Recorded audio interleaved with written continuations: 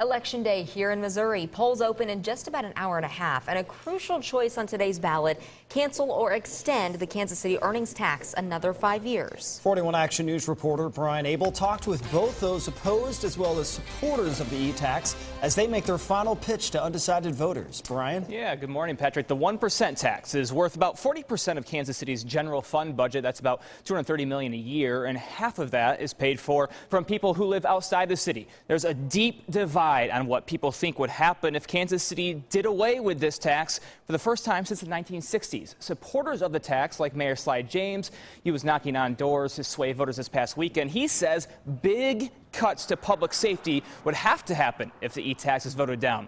Police, fire, ambulance, the earnings tax plays a large role in paying for those public safety services, along with other basics like trash pickup and code enforcement, dangerous building demolition, and more. Without the tax, supporters like Progress KC warn that property, utility, and or sales tax would have to go up to make up some of the difference.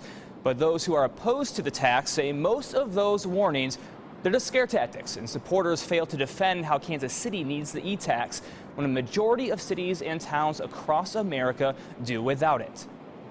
To lose it would mean the city would go into a tailspin trying to replace it. It would be $23 million a year, and it just would be devastating. 3/4 of cities and towns in the United States have no earnings tax, and they are able to deliver public goods, public safety, fire, police, just as well as Kansas City.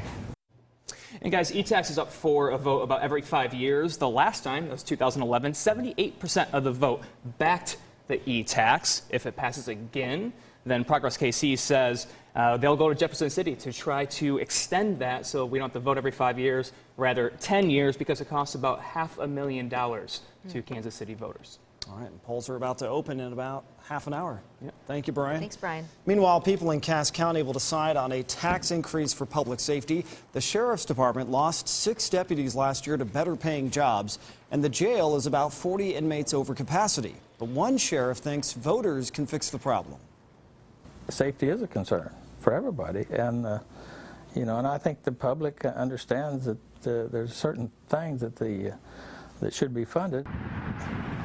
The public will answer 2 questions: to extend a tax that would add cell blocks to the jail, and to extend a 1/4-cent sales tax to help with personnel costs. The sheriff believes it would cost taxpayers an extra $4 or $5 a month. All right, before you head out to the polls today, make sure you check out the issues on the ballot. We made it easy for you on our website. Just go to KSHB.com, and there you will find a list of elections and voting locations. The polls open, as we said, in about a half hour.